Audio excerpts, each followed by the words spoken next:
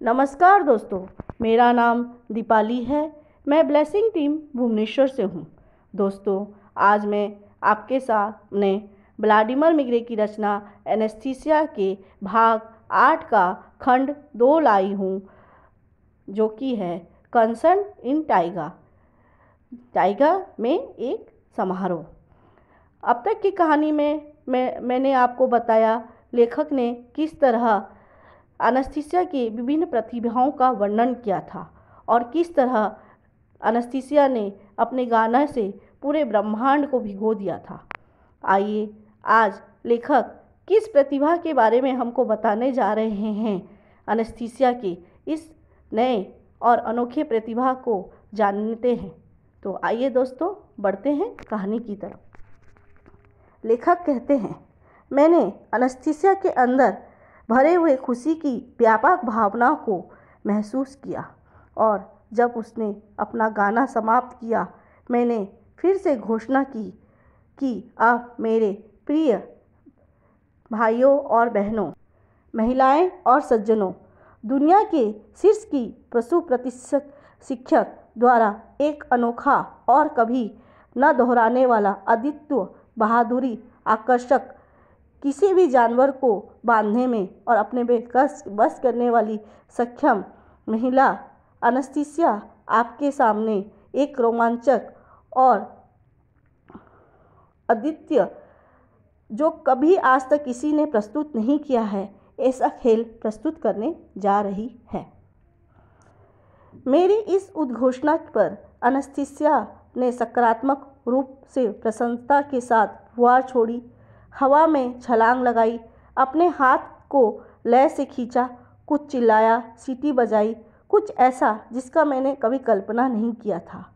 वह ग्लेड यानी कि मैदान के चारों ओर घूमने लगी और उसने ऐसा क्या प्रतिक्रिया दिया और इशारा किया कि ग्लेड में भेड़ियों का एक समूह लाइन में, जैसे कि सर्कस में कोई ट्रेनर या पशु प्रशिक्षक कोई भी पशु का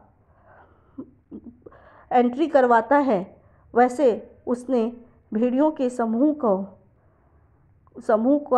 एंट्री ग्लेड के बाहर एंट्री कराई। उसके बाद उसने ग्लेड के बाहर छलांग लगाई और एक किनारे पर रुक गई। वहीं उसने बाहर झांक कर देखा, गिलहरी का कुछ समूह दूर के पेड़ों में शाखा से शाखा तक फैला हुआ है। दो बाज पूरे मैदान की परिक्रमा करते हुए दिखाई दे रहे हैं और बहुत सारे छोटे छोटे जीव मैदान में दूर दूर तक फैले हुए हैं। एनेस्थीसिया ने जैसे ही एक पेड़ की शाखा को तोड़ा, उसके सामने एक भालू आकर खड़ा हो जाता है। भालू के इस अचानक आ जाने पर भेड़िया भालू की ओर बढ़ने लगा, क्योंकि उसे लगता है कि भालू एनेस्थीसिया को कुछ नुकसान पहुंचा देगा। एनेस्थीसिया ने एक छलांग लगाई और भालू के मस्तक पर जोर से प्रहार किया। फिर उसने उसके सामने के पंजों से को पकड़ लिया और सीधा खड़ा कर दिया। इस तथ्य को देखते हुए कि इससे बहुत अधिक शारीरिक संघर्ष नहीं कर रही है, भालू खुद समझ गया होगा कि वह उसको कितना समझती है और कैसे व्याख्या करती है। अभी भालू यह समझने की कोशिश कर ही रहा था, एनेस्थीसिया ने एक लंबी छलांग लगाकर उसे गर्दन से पकड़कर अपने कंधे में रख लिया और ज़मीन में पटक दिया। अब भेड़िया अपना संयम खो दिया और एक दुर्भावनापूर्ण मुस्कान के साथ भालू की तरफ बढ़ने लगा। तभी एनेस्थीसिया बिजली की गति के साथ खुद को भेड़िए और भालू के बीच में खड़ा कर देती है और भेड़िए के पीठ पर एक हाथ रख देती है, जैसे वो भेड़ियों को कुछ आज्ञा दे रही है। और उसी पल भेड़िया एक आज्ञाकारी पालतू कुत्ते की तरह एक कोने में चला जाता है। हमारे आगे लेखक कहते हैं, हमारे चारों तरफ जंगल में एक कर्कश ध्वनि होने लगती है, मानो एक आंदोलन हो रहा है और उसे आंदोलन में सभी छोटे बड़े जीवों कूदने छिपने अद्भुत आवाज़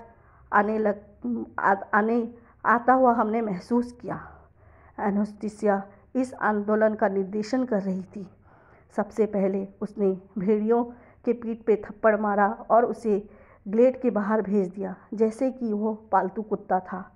भालू अभी भी एक असुविधाजनक मुद्रा में जमीन में पड़ा हुआ था। शायद वह एनेस्थीसिया की आज्ञा का इंतजार कर रहा था। एनेस्थीसिया उसके पास गई और उसके थूथन को जोर से हिलाया और उसे भेड़िया की तरह ग्लेड से बाहर भेज दिया। एनेस्थीसिया शर्माते और हंसते हुए दौड़कर मेरे पास आकर बैठ गई। गहरी सांस ली और धीरे धीरे सांस छोड़ी। मैंने देखा कि उसकी सांस एक बार में ही चल गई थी, जैसे कि वह बिल्कुल भी कोई असाधारण व्यायाम नहीं कर रही थी। वे प्ले एक्टिंग को नहीं समझते और उन्हें यह नहीं करना चाहिए, एनेस्थीसिया ने टिप्पणी की। फिर उसने पूछा, क्या आपको लगता है मुझे आपके जीवन में किसी तरह का काम मिल सकता है? मैंने प्रत्युत्तर में कहा, आप बहुत अच्छे हैं एनेस्थीसिया, लेकिन हमारे पास पहले से ही वह सब कुछ है और हमारे सर्कस ट्रेनर हमें जानवरों के साथ बहुत सारे दिलचस्प ट्रिक्स दिखाते हैं। लेकिन आपको शुरुआत करने के लिए यह एक माध्यम बना सकता है, इसकी उम्मीद मुझे है। और इससे निपटने के लिए बहुत सारी औपचारिकताएं और बहुत सारा अनुभव आपको प्राप्त करना पड़ेगा।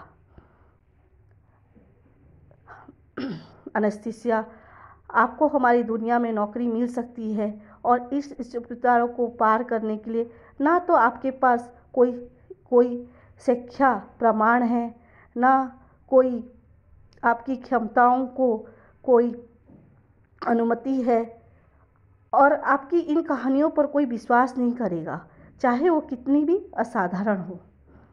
अचानक गंभीर मोड़ लेते हुए एनेस्थीसिया ने कहा, बेशक मैं फिर से बड़े शहरों में एक दौरा करना चाहूँगी, शायद मॉस्को, यह देखने के लिए कि मैं आपके जीवन की कुछ स्थितियों का कल्पना करने में कितनी सही थी।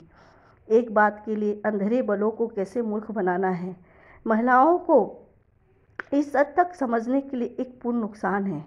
टाइगा में अवधारणा अनजान पुरुष को अपने शरीर आकर्षण के साथ ये महिलाएं आकर्षित करती है, इस तरह उन्हें वास्तविक विकल्प बनाने के अवसर से वंचित करती हैं, किसी को अपने दिल के करीब चुनने के लिए। फिर वह स्वयं एक वास्तविक परिवार बनाने में सक्षम नहीं होने के कारण पीड़ित होती हैं और एक बार फिर उन्होंने सेक्स, परिवार और बच्चों के पालन पोषण के बारे में गहन और मार्मिक चर्चाएं शुरू करी और मैं केवल यही सोच सकता था। सबसे अविश्वसनीय बात, मैंने जो कुछ देखा और सुना वह हमारे जीवन शैली के बारे में बात करने और इतने विशिष्ट रूप से समझने की क्षमता रखती हुए भी एनेस्थीसिया हमारे जीवन शैली में सहयोग नहीं कर सकती और उसमें आके रहने की स्थिति में नहीं है। अब तक के लिए इतना ही दोस्तों, नमस्कार।